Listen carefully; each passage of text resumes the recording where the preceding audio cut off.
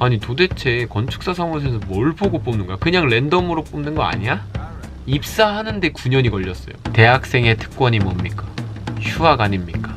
10년 동안 죽치고 열심히 해도 건축사 자격증도 못 따는 거 아니야? 나와 맞는 회사는 찾아보면 충분히 있어요. 이직도 하고 틈새 시장을 노릴 수 있는 좋은 환경이다라고. 이 정도 설명이면 건축 전공에 대해서 많은 정보들이 담겼다고 저는 생각을 해요.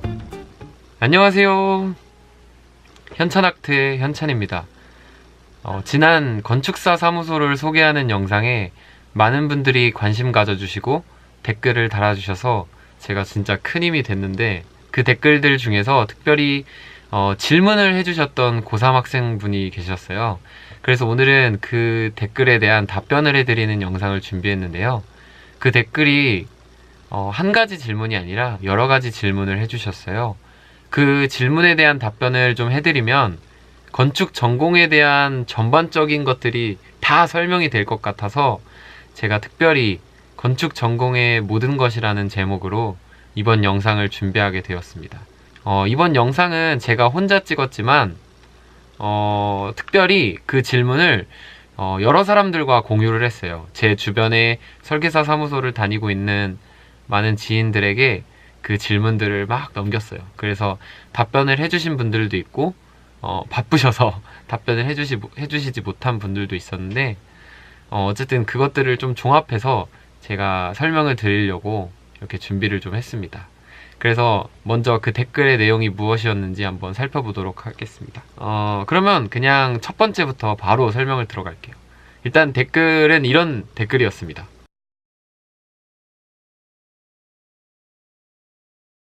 자, 댓글 내용은 이랬고요.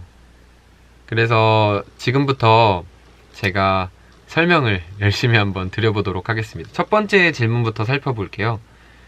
첫 번째, 건축사무실 직업체험 같은 게 하고 싶어요. 같이 2, 3일 정도 버텨보면서 하는 일에 대해서 눈으로 확인해보고 싶다. 이런 거 할 수 있나요? 정말 해보고 싶어요. 자, 첫 번째 질문에 대한 답변부터 먼저 해드리겠습니다. 그거에 대한 답은 일단 대학교에서 진행하는 건축 캠프나 워크샵을 참여해 보는 겁니다. 인터넷에 검색을 하면 굉장히 많이 나올 거예요. 실제로 제가 다녔던 명지대학교 건축학과에서도 매년 건축 캠프를 진행하고 있어요. 그거에 대해서 좀 검색해 보셔도 좋을 것 같고, 다른 학교에서도 많이 진행하고 있을 거예요.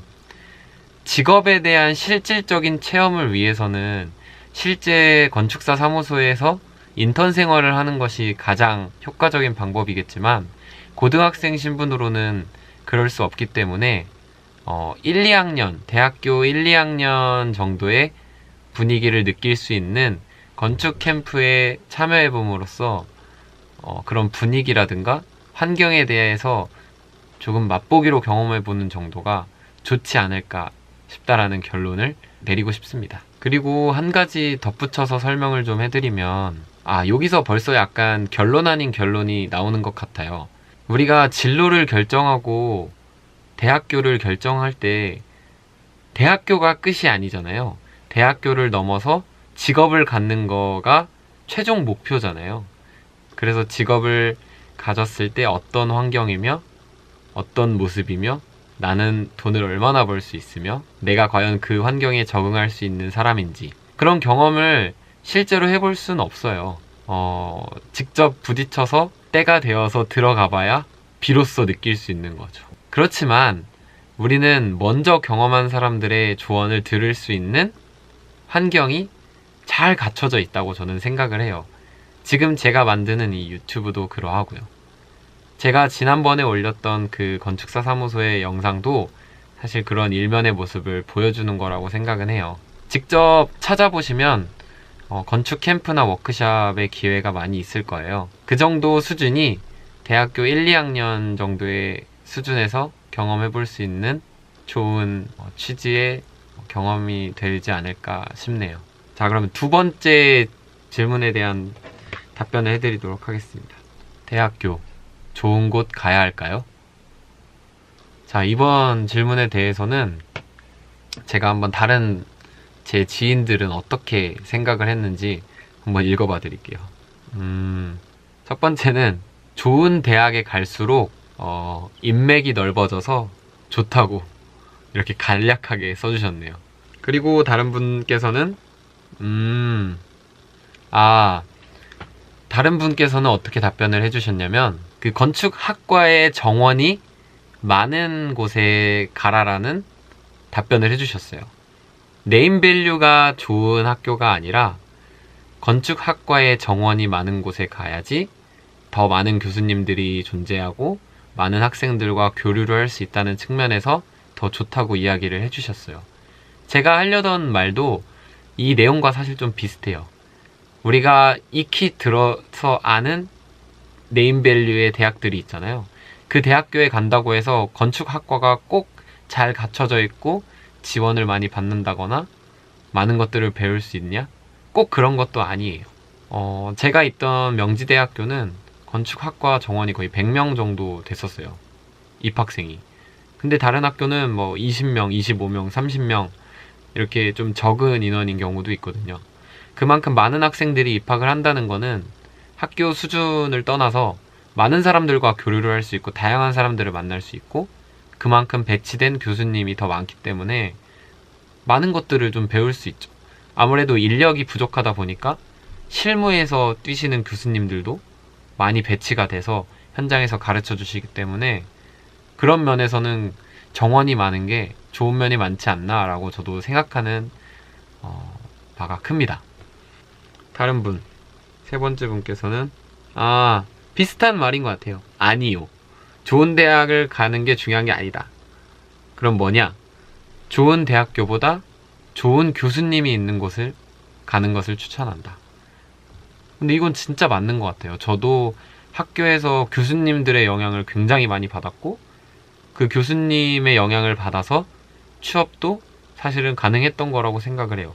뭐 직접적으로 뭐 도와주시는 건 아니지만 내가 진로를 선택하는 데 있어서 큰 영향력을 주시지 않았나 라는 생각이 들어요. 아무래도 교수진이 중요하지 않나 생각이 듭니다. 그리고 다른 분께서는 또 다른 얘기를 또 해주셨네요. 그러니까 탁과에 비해서 개인 역량이 좀 우선시 되는 경향이 있다고 이제 답변을 해주셨어요. 그러면서 동시에 얘기해 주신 게 학교의 네임밸류가 무시할 수 없다라고 이제 얘기를 해주셨어요. 그러니까 개인의 역량도 있고 학교의 네임밸류도 무시할 수가 없어요. 근데 진짜 중요한 것은 학교의 커리큘럼이 조금씩 다르다는 거예요. 그래서 같은 건축학과여도 학교마다 학과의 그 커리큘럼이 다르기 때문에 그런 교육 커리큘럼을 좀 확인해 보시고 가는 것도 좋을 것 같아요. 좀 더 다양하고 많은 것들을 경험해 볼 수 있다면 더 좋을 수 있지 않을까라는 생각이 듭니다. 그 다음 세 번째 질문으로 넘어가 볼게요. 다음 세 번째 질문입니다. 취업을 하면 대학교에서 배운 거랑 다른 게 많다던데 취업 전에 꼭 이것만은 해놨으면 하는 게 있나요? 라고 질문을 해주셨어요. 취업 전에 우리가 무엇을 해야 될까? 우리가 학교에서 배운 게 있지만 실무에 나가게 되면 그것과 다른 일들을 하지 않을까? 그렇기 때문에 미리 준비해야 될 게 따로 있을까요? 라고 말씀을 하신 것 같아요. 저의 생각부터 먼저 일단 얘기를 해드리면 회사에 들어갔을 때 사실상 모든 걸 새롭게 다시 시작한다고 보시면 될 것 같아요. 근데 그거의 가장 큰 요인이 뭐냐면 사무소마다 설계를 하는 스타일이 달라요. 같은 용도의 건물을 설계하더라도 여기 A 사무실에서 설계하는 스타일과 B 사무소에서 설계하는 스타일이 아예 다르다는 거죠. 그러다 보니까 설계를 할 때 필요한 프로그램이라든가 그 같은 프로그램이어도 어떤 방식으로 프로그램을 운용하느냐, 또 도면을 그릴 때도 어떤 표기 방식으로 도면을 꾸미느냐, 공간을 보여주려 할 때 이 사람은 단면도 뭐 건물 자른 걸로 보여주기도 하고 어떤 사람들은 3D 모델링을 중요시해서 더 실제와 같이 보여주는 거를 강조하기 위해서 노력하는 사무소도 있고, 그러다 보니까 이건 회사마다 좀 다르지 않을까. 그리고 회사에 들어가면 새롭게 배운다라는 것. 그치만 그 새롭게 배운다고 하더라도 그 기초는 학교에서 배운 걸로 시작하겠죠. 그렇지만 저는 추가로 뭔가를 더 배워야 한다면 굳이 그렇게까지 해야 되나 싶어요. 학교에서 하는 것만으로도 충분하다라고 저는 단언합니다. 아, 그건 있네요. 그렇지만 공모전을 꼭 한 번은, 최소 한 번은 꼭 도전을 해봐라. 그러면서 학교 교수님의 도움이 없이 내 스스로의 온전한 설계를 가지고 공모전을 해보는 게 도움이 될 거라고 저는 생각을 합니다. 다른 분들은 어떻게 썼는지 한번 볼까요? 그러네요. 제가 말했던 것처럼 공모전에 대해서 말씀하신 분도 있어요. 공모전 수상 경력이 있으면 취업을 하는데 당연히 도움이 많이 됩니다. 우리가 이력서에 생각보다 쓸 게 없어요. 자기소개서에 경험을 쓸 때 공모전을 했던 경험이 정말 많은 도움이 됩니다. 그리고 다른 분들은 이건 되게 정말 인문학적인 접근일 수도 있는데, 많은 아르바이트를 통해서 사람을 대하는 법을 배워라 라고 말씀하셨네요. 일단은 정말 진짜 중요한 걸 저도 잊고 있었어요. 굉장히 건축적으로만 접근을 하고 있었는데 정말 돌이켜보니까 진짜 중요한 게 커뮤니케이션이에요. 우리 직원들과의 커뮤니케이션, 그리고 클라이언트와의 커뮤니케이션. 이거는 연속이에요. 계속되는 작업이에요. 정말 뗄래야 뗄 수가 없는. 왜냐면 제가 말했던 것처럼 뭔가를 배워야 할 때도 사실 커뮤니케이션이 잘 돼야지 이해를 할 수가 있고 받아들일 수 있잖아요. 그래서 대화하는 법을 깨닫는 거. 그래서 여기서는 아르바이트를 통해서 많은 사람들과 접해보고 대화하는 법을 좀 배워라 라고 말씀하시고 계신 것 같아요. 그래서 정말 중요한 거를 이렇게 얘기해 주셔서 저도 잊고 있었는데 도움이 많이 될 것 같아요. 그리고 다른 분께서는 이것도 진짜 중요한 것 같아요. 건축 5년 공부면 충분하대요. 그러니까 저도 다 생각이 비슷해요. 5년 정도의 경험이면 충분하다. 근데 여기서는 특별히 뭘 말씀하시고 있냐면 건축 외에 다른 인문학적 지식을 쌓는 게 중요하다라고 이제 여기서 언급을 해주고 있어요. 사실 건축은 굉장히 사회적인 측면이 강해요. 건물만 예쁘게 짓는다고 되는 게 아니라 주변 사람들과의 관계도 정말 중요하고요. 그 지역의 문화도 정말 중요하고요. 근데 그런 것들을 이해하려면 건축만 아는 게 아니라 건축을 이해하기 위한 사회적인 배경이라든가 인문학적 지식이 굉장히 많이 필요해요. 그래서 신문도 많이 읽으라고 교수님들이 저한테 맨날 그러셨는데, 이제서야 취업을 하고 나서야 신문을 읽기 시작했어요. 근데 이해하고 깨달으려면 다른 문화를 계속 접하고 제가 따로 노력을 해야 돼요. 그래서 사회가 어떻게 돌아가는지, 사회가 돌아가는데 이해를 하기 위해서 나에게 필요한 게 무엇인지 계속 고민하고 그것을 배우려고 하는 거는 정말 중요한 것 같아요. 자, 그 다음에 4번째 질문입니다. 건축가랑 건축공학과 중 건축사 사무소는 누가 가는 건가요? 건축공학과를 안 뽑는 사무소도 있다. 왜냐면 설계를 제대로 5년제에서 배운 학생만 뽑는 곳도 많아요. 생각보다. 확답을 드릴 수는 없는 것 같아요. 그러니까 정확한 건 둘 다 건축공학과든 건축학과든 건축사 사무소에 갈 수 있어요. 갈 수 있는데 건축공학과가 못 가는 사무소도 있다 라는 게 정답인 것 같아요. 네, 다음 질문으로 넘어갈게요.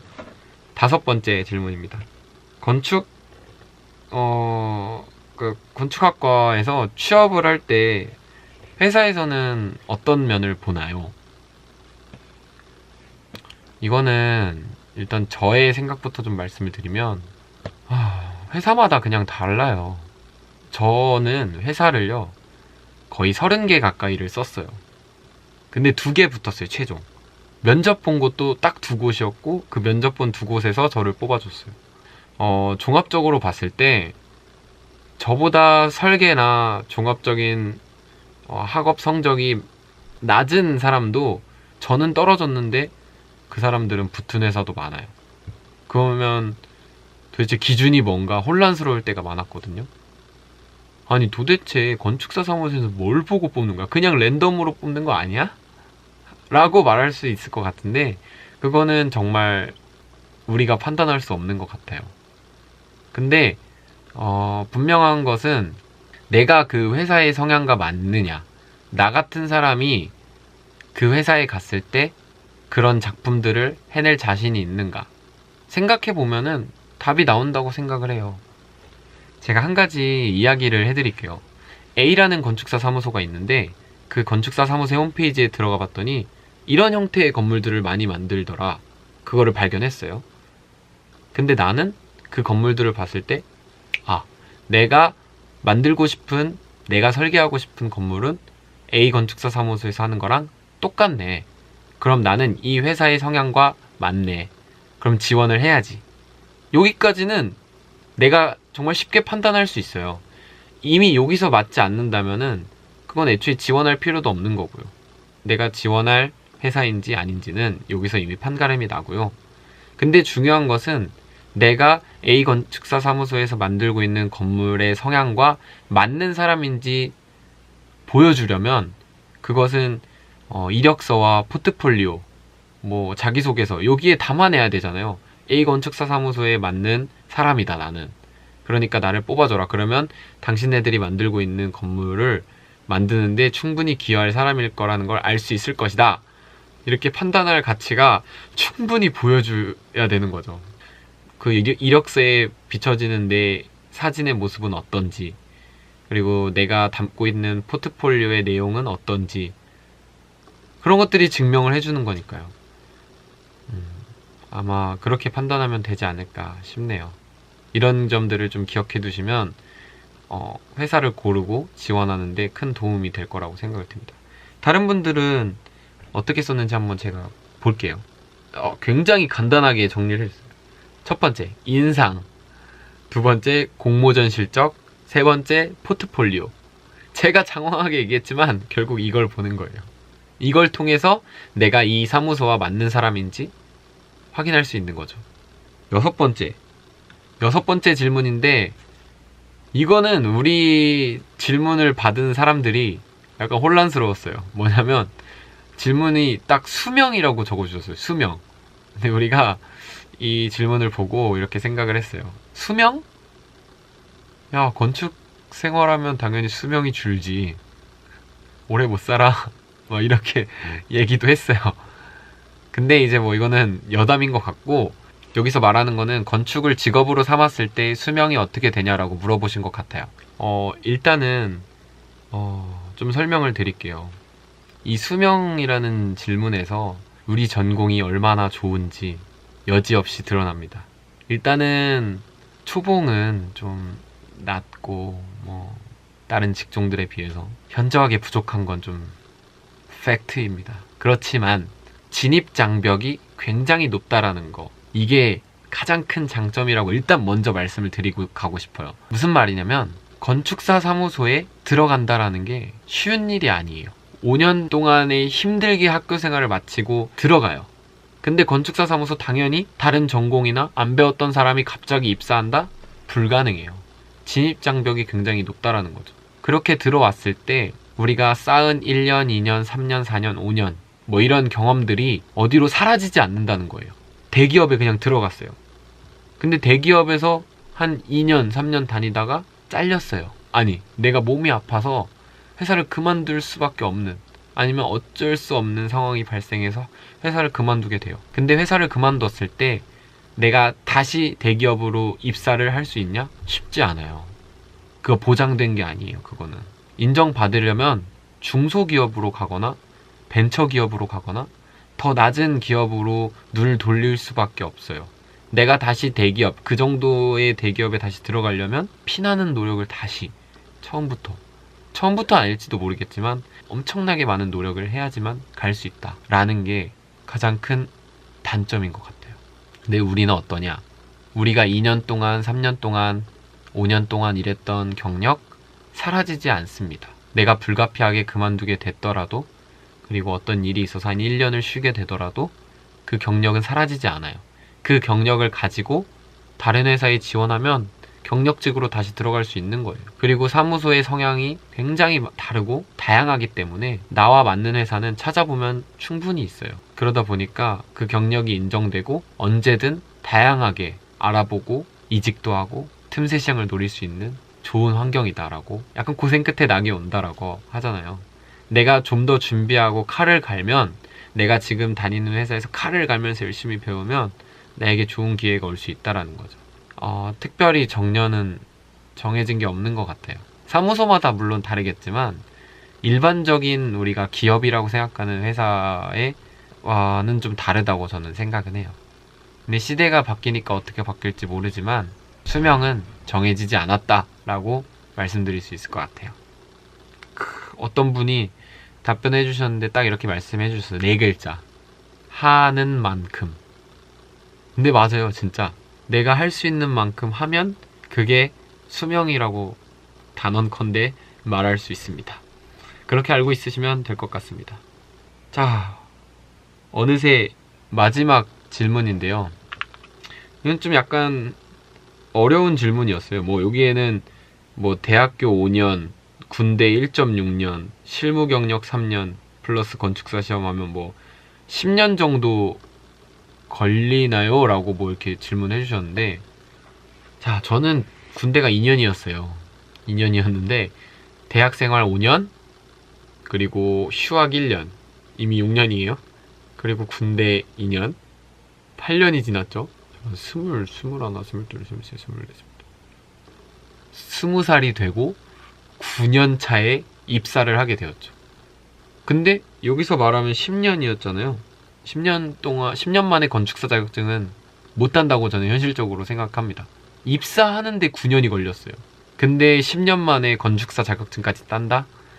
무리가 좀 있다 라고 생각해요. 근데 여학생인 경우에는 충분히 가능할 수도 있다. 지금 저의 동기가 건축사 시험을 준비하고 있거든요. 여학생인 경우에는 충분히 가능한데 남학생인 경우에는 좀 현실적으로 불가능하지 않을까. 그리고 그 현실적인 조건이 쉽지가 않아요. 건축사 시험을 딴다는 게 쉽지 않다고 알고 있기 때문에 10년 이상 걸린다라고 저는 생각하셔도 될 것 같아요. 이게 좀 정리를 해주셨네요. 일단은 남자는 빠르면 10년인데 진짜 빠르면 10년이지 쉽진 않다. 여자는 최소 8년이면은 자격 조건이 된다고 하네요. 그치만 여기서도 말씀을 하고 계시지만 저도 말하고 싶은 것은 대학생의 특권이 뭡니까? 휴학 아닙니까? 휴학을 좀 누리셨으면 좋겠습니다. 나중에 후회할 수도 있어요. 대학 생활이 5년이잖아요. 근데 5년 하는 동안 정말 많이 지쳐요. 1년 정도는 자신을 위해서 리프레시 할 수 있는 시간을 좀 주시는 게 좋지 않나라는 생각이 듭니다. 이 정도 설명이면 건축 전공에 대해서 많은 정보들이 담겼다고 저는 생각을 해요. 이 영상을 보시고 여러분들이 많이 도움이 되셨으면 좋겠고, 이 영상을 보시고 나는 건축 안 해, 못 해먹겠다, 10년 동안 죽치고 열심히 해도 건축사 자격증도 못 따는 거 아니야? 라고 말씀하시는 분들도 있겠고, 초임 연봉이 그렇게 작다고. 근데 여러분, 그 가치를 그 초임 연봉에 제한하지 마세요. 몇 년 뒤에 나의 연봉이 어떻게 바뀌어 있을지는 알 수 없습니다. 그것도 우리 전공의 특권이자 단점일 수도 있고 장점일 수도 있는데 특권이라고 생각을 해요. 연봉에 한계가 없다 라고 말씀을 드리고 싶어요. 초임 연봉은 낮지만 내 몸값을 계속 키워나가고 하다 보면은 내 연봉이 많이 올라갈 수도 있는 거예요. 그리고 이직하면서 더 좋은 조건으로 옮길 수도 있는 거고, 제가 말했잖아요. 더 좋은 조건으로 이직할 수 있는 기회가 정말 많은 직업군이다. 그치만 한 가지 염두에 두실 것은 건축계는 정말 좁다. 그러니까 계신 곳에서 열심히 하세요. 저도 열심히 하고 있거든요. 이제 신입사원인데 별 수 있습니까? 그냥 열심히 배우고 성실하게 하는 거죠. 그럼 오늘 영상은 여기서 마치도록 하겠습니다. 더 궁금하신 거나 느낀 점이 있으시다면 댓글로 같이 공유해 주셨으면 좋겠고요. 제가 혹시 잘못된 정보를 드린 게 있다면 정정하는 댓글을 주셔도 되고, 그럼 제가 수정해서 알려드리도록 하겠습니다. 긴 영상인데 봐주셔서 감사드리고, 여러분들의 선택에 큰 도움이 되셨으면 좋겠습니다. 그럼 저는 앞으로도 좋은 영상으로 여러분들을 찾아뵙도록 하겠습니다. 그럼 여러분 안녕.